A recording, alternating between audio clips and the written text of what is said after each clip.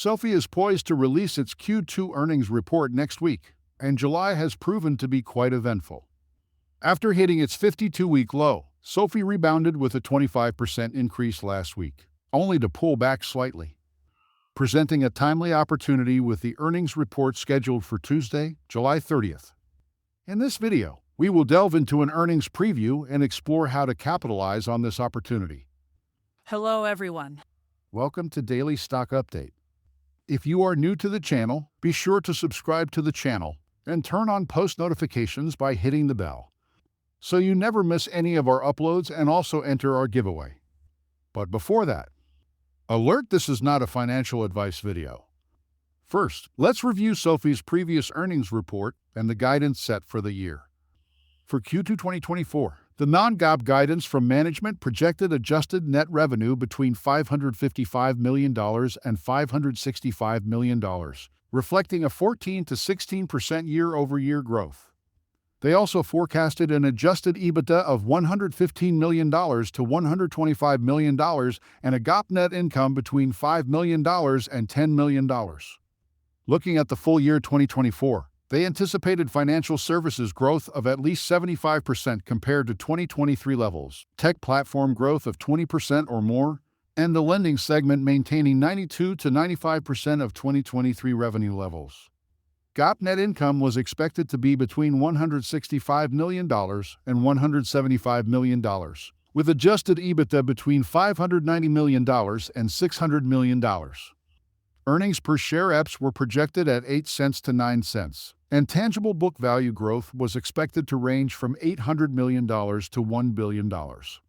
These projections assumed flat expenses below the EBITDA line, a balanced revenue split between lending and the combined tech platform and financial services segments, and an adjusted EBITDA margin ramping to 25% by the end of the year.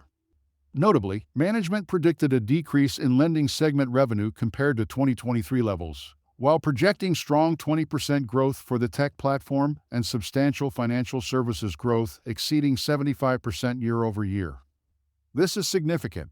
In the earnings call transcript, CEO Anthony Noto described 2024 as a transitional year for SoFi, adopting a conservative and pragmatic approach to lending revenue due to concerns about the macroeconomic environment.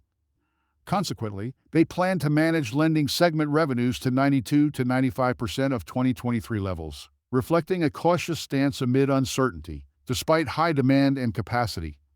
Anthony Noto has been explicit about his expectations for 2024. In a recent interview, he discussed the company's position, the current economic landscape, and SoFi's outlook for the rest of the year. Economically, it appears almost certain that the Federal Reserve will cut rates twice this year, with the first reduction anticipated in September. For the past 4 months, economists have consistently forecasted 2 rate cuts, bolstered by stronger than expected retail sales in June, suggesting resilient consumer spending. The consensus is that the jobless rate will not rise significantly.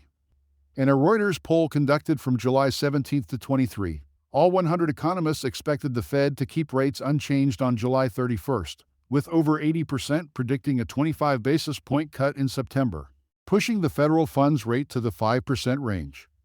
This was a stronger consensus than the previous month, with 15 economists expecting the first rate cut in November or December, and only 3 anticipating a delay until next year.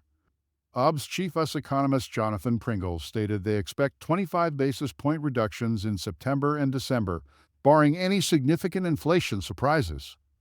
With this context, the bearish outlook that SoFi projected earlier this year seems increasingly unlikely. Looking ahead to next week's earnings, new member additions have risen every quarter since SoFi went public, with Q1 adding over 8.1 million members. I expect this figure to reach around 8.7 million for Q2, marking an increase of 600,000 members. This would be one of SoFi's best quarters for new members, albeit a 40% year-over-year growth rate, the lowest in 4 years, but consistent with the growth trend. Similarly, I anticipate record-breaking new product additions, projecting around 12,700, reflecting a 35% year-over-year increase. For lending products, I foresee a minor increase, aligning with management's forecasted decline, maintaining about 1.7 million. Financial services product, however, should see significant growth, with an expected 40% increase, surpassing 11 million for the first time. The most critical metrics for Tuesday's report will be revenue and EPS. SoFi has consistently surpassed analyst expectations for both metrics each quarter.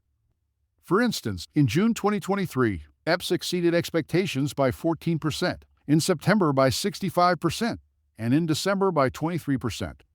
In the last earnings call, SoFi beat EPS expectations by a staggering 638%. Additionally, SoFi has reported profitability in the last 2 consecutive quarters. Now, the current analyst expectation is that SoFi will report revenue of $566 million and an EPS of 1 cent. However, Google's data shows a revised estimate of $0 on Yahoo Finance. I firmly believe SoFi will surpass these expectations. Revenue of $566 million would be lower than the previous earnings report, which is unlikely given the upward trend in other metrics. Management's guidance was between $555 million and $565 million, but SoFi has consistently exceeded their projections, so there's no reason to doubt a similar outcome this time. For EPS, I expect SoFi to report between 1 cent and 2 cents, making it their second-best EPS in company history, despite being lower than the previous quarter. Given the EPS estimate of $0, any earnings beat will appear impressive percentage-wise. Friends, that's all we have for you today. What is your opinion about today's video? Get involved and let us know in the comments down below. Thanks for watching.